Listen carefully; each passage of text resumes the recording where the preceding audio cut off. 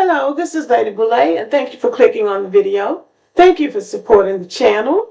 Thank you for subscribing, for viewing the channel. Thank you for your thumbs up, and thank you for your comments. I really appreciate reading your comments. But I want to ask a question, and if you know the answer, please let me know. What is the problem that some black men have with black women wearing hair weave?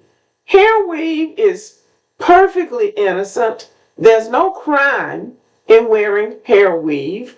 It gives some women a sense of relief that they don't have to deal with hair every day, wearing natural hair, going into the workplace, and people criticizing you and marking you down because they're saying that it's unkempt, that your hair doesn't look right in its natural state.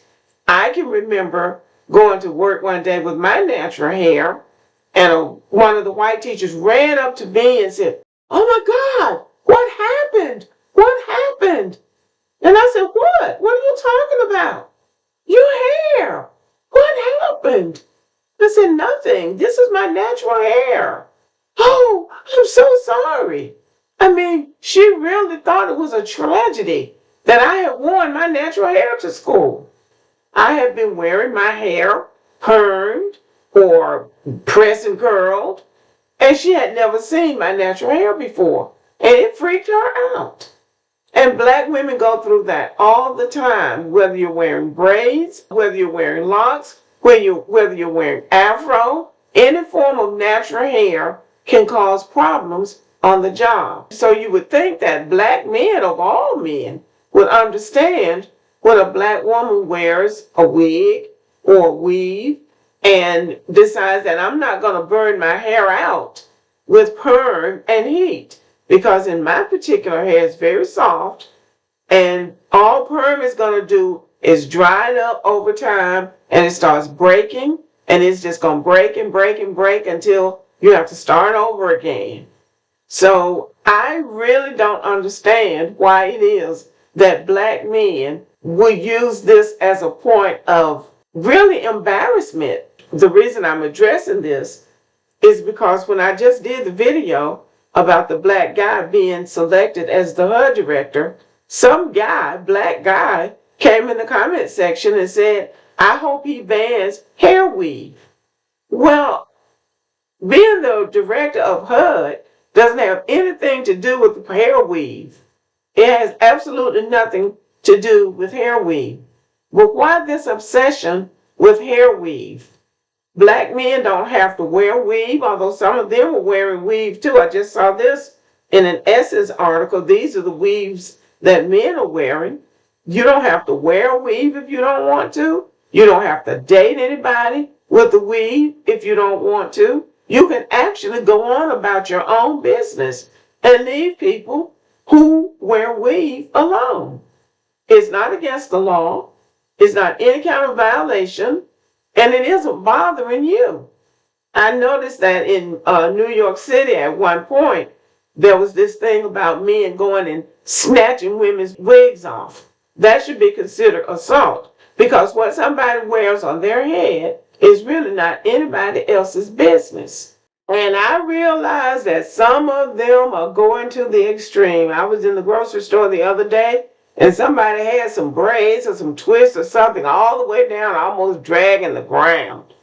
But that's their extreme. It wasn't bothering me. I'm not the ones that's going to have to wash it or keep it up. They're wearing pink and purple and green and yellow and all kinds of colors. And all races are doing it. It's not just black. But I think the black women might be going a little bit more to the extreme than others. But again, it's their business and it's their self-expression, I guess. They're not bothering anybody, and it's not against the law.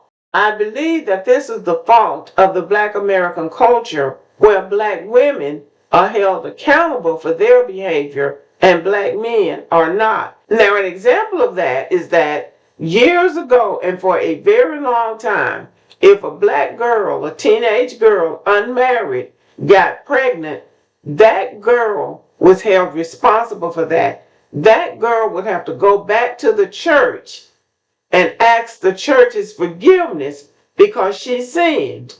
But there was never any accountability for the man. The girl, the woman, was held responsible for her sinning, but the man was not. It was just like when those men brought the woman to Jesus talking about all these different husbands that she had had. And Jesus had to say, well, if you were without sin, you cast the first stone. They wanted the woman to be stoned because she had had all these men. And so Jesus said, well, okay, well then you cast the first stone then, since you haven't done anything.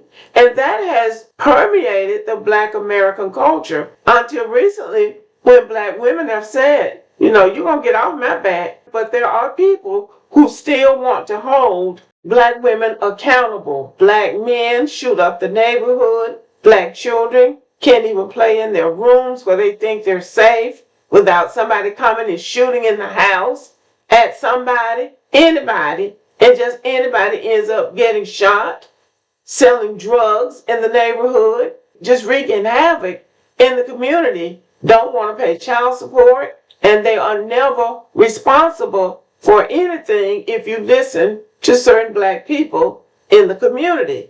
But let a Black woman do something, and her feet are held to the fire. She is demonized for being a single mom. But she's also demonized for having an abortion. So it's always a reason to demonize a Black woman.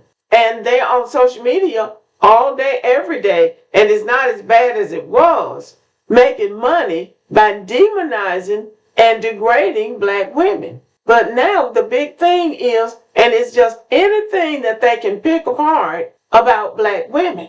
And what's embarrassing is that lately white men have had to come in and defend Black women against all of this negative and hateful rhetoric coming from Black men. Nobody ever says anything about Black men not being responsible, walking out on their families, not being providers, the ones that are not. Nobody ever says anything about them. But they're all over social media talking about Black women need to be held accountable. Black women need to be held accountable. And I have yet to figure out what it is that Black women are supposed to be held accountable for, especially with them talking. So it almost sounds like they think that Black women should be held accountable for them being failures. But the anger that they seem to be building against Black women is coming out in many ways, criticizing the weight, the dress size, being a single mom, wearing weave. It's just looking for faults in other people. I believe that that is a correction that needs to be done in our society.